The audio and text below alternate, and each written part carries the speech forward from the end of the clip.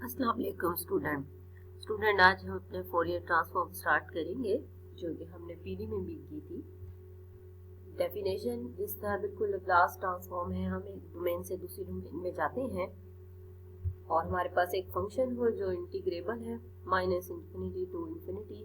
हम एक और फंक्शन एफ ऑफ के, जिस तरह हमने लाप्लास के लिए एस वेरिएबल पैरामीटर ले लिया था, इसी तरह हम के जो है वो फोरियर के लिए ले लेते हैं। We can associate another function f of k variable k by the relation। ये हमारे पास इसका फॉर्मूला है जिस तरह हमारे लाप्लास का होता था। f of k 1/√2 pi -infinity to infinity f of t an exponential of this which is the kernel of Fourier transform। Same उसी तरह जब हम इनवर्स की बात करेंगे तो f of t 1/2 pi -infinity to infinity f of k exponential iota kt।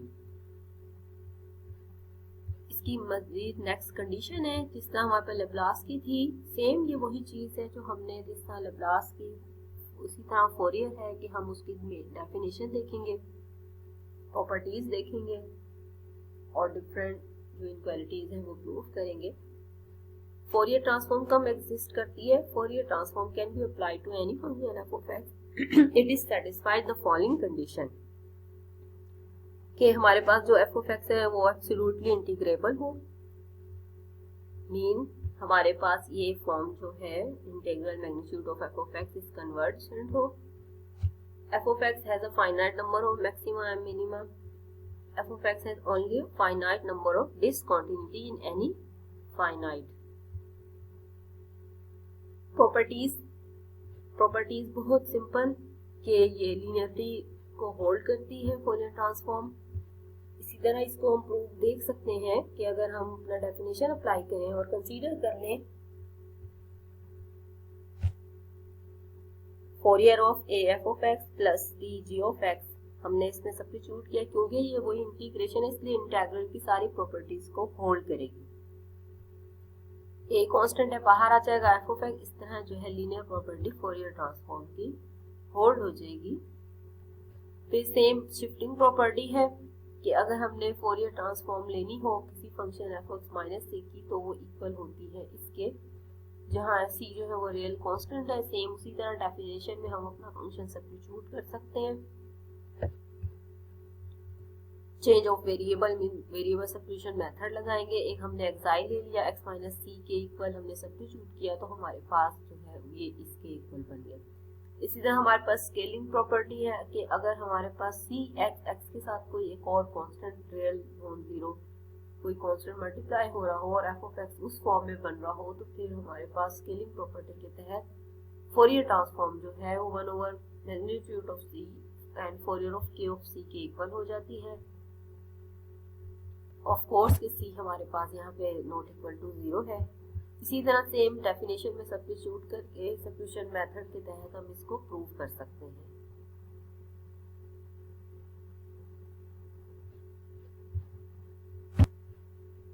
Ji next हमारे पास differentiation है कि हमारे पास फंक्शन कॉन्टिन्यूज हो, piecewise smooth, -infinity to infinity approach करे 0 को, व्हेन मैग्नीट्यूड अप्रोच कर जाए इंफिनिटी को, F and prime absolutely integrable हो तो first derivative Fourier transform equal है आयोटा के एफ ऑफ के।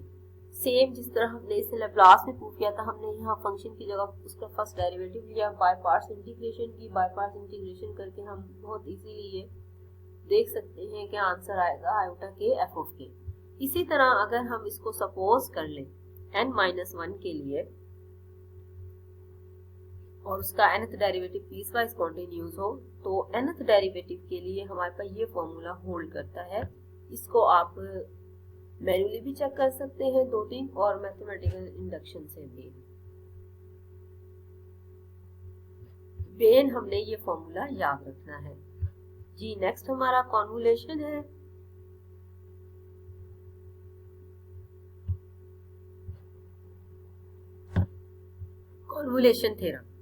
कॉन्वोल्यूशन थ्योरम जिस तरह लाप्लास में कि अगर हमारे पास दो एफ ऑफ के जी ऑफ के फोरियर ट्रांसफॉर्म है f of x g of x की, तो Fourier transform of convolution f asterisk g इसका प्रोडक्ट होगा एफ ऑफ के जी ऑफ के।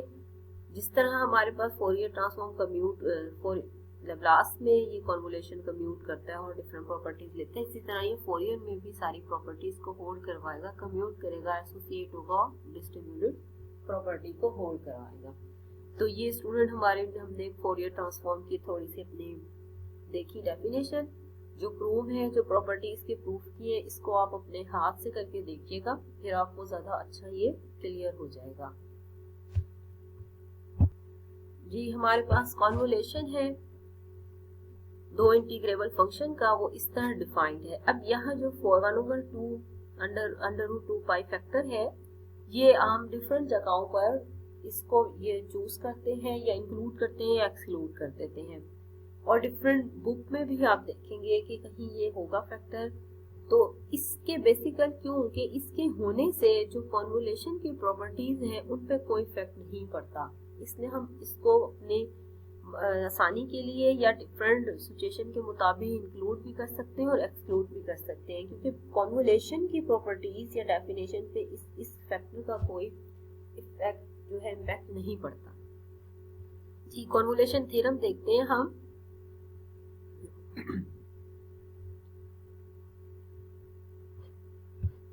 फोरियर ट्रांसफॉर्म ले ली हमने F of X and G of x की। जी क्या है डेफिनेशन की Fourier of convolution F and G is equal to F of के जी ऑफ के प्रोडक्ट के, या इनवर्स ऑफ फोरियर ऑफ के जी ऑफ के इक्वल है convolution of small f and g के।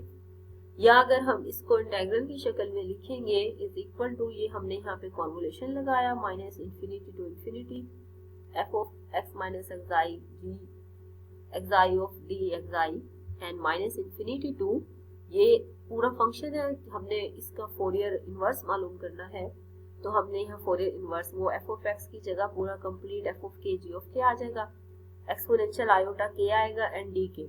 अब वो जो 1/2 पाई का फैक्टर था वो हम बहुत आसानी से देख सकते हैं, वो दोनों तरफ से कैंसिल आउट है। जी इसका प्रूफ बहुत सिंपल है, हम इसको डेफिनेशन में अप्लाई करेंगे, क्योंकि ये हमने इसकी फोरियर लेनी है एफ ऑफ के जी ऑफ के हमने फोरियर की डेफिनेशन में से सब्स्टिट्यूट कर दिया। अब जो कॉन्वोल्यूशन का फॉर्मूला है वो कंप्लीट सब्स्टिट्यूट हो गया, ये फोरियर का कर्नल आ गया, उधर भी 1/2 पाई था और आपके कॉन्वोल्यूशन में भी 1/2 पाई होगा, तो दोनों डेफिनेशन के और कॉन्वोल्यूशन के मिलके ये 1/2 पाई रह जाएगा। हमने चेंज ऑफ थोड़ा सा वेरिएबल किया इंटीग्रल को, जब हम इसको रीअरेंज करके और अपनी सेटिंग देखेंगे तो हमारे पास देखिए ये इंटीग्रल डेफिनेशन बन जाएगी जी ऑफ के की, और नेक्स्ट हमारे पास इंटीग्रल बन जाएगा एक एफ ऑफ के। तो इस तरह हम इस कॉन्वोल्यूशन को प्रूव कर सकते हैं, बहुत सिंपल प्रूफ है।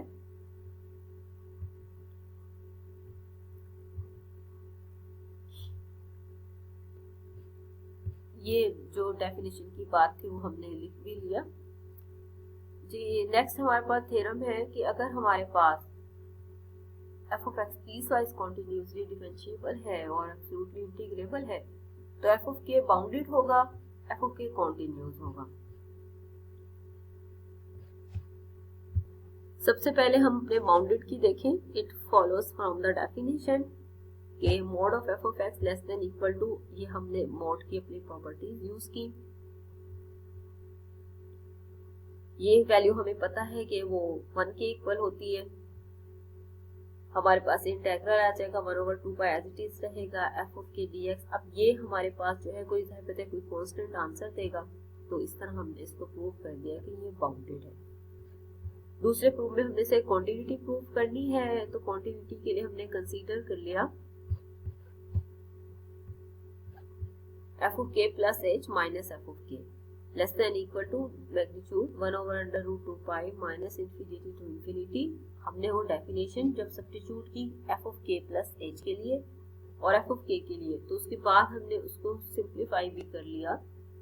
सिंप्लीफाई करने के बाद जब हमने उसकी कैलकुलेशन की तो हमारे पास ये फॉर्म बन जाती है बहुत आसानी से। ये चीज हमें पता है जब h अप्रोच टू 0 होगा तो ये चीज अप्रोच टू 0 हो जाएगी, क्योंकि यहाँ 1 आ जाएगा 1 - 1 for all x belongs to r के लिए।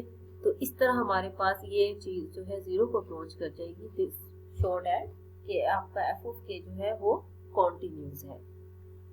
तो आपने क्लास ये दो थ्योरम जो है वो प्रूव कर लेने हैं, अपने देखने हैं इनको प्रूफ, सारी ही डेफिनेशन को, प्रॉपर्टीज को खुद से प्रूव करके देखेगा। फोरियर ट्रांसफॉर्म की, फोरियर ट्रांसफॉर्म में वो भी इसी तरह जिस तरह हमने पीडी भी फोरियर ट्रांसफॉर्म से सॉल्व की थी, इस तरह हम डिफरेंट चीजें आराम से फोरियर ट्रांसफॉर्म से सॉल्व कर सकते हैं। डिफरेंट फंक्शन की फोरियर ट्रांसफॉर्म भी ले सकते हैं। तो क्लास इसको अच्छी तरह रिवाइज कीजिएगा लेक्चर को, और जो कोई प्रॉब्लम हो मुझसे डिस्कस कीजिएगा।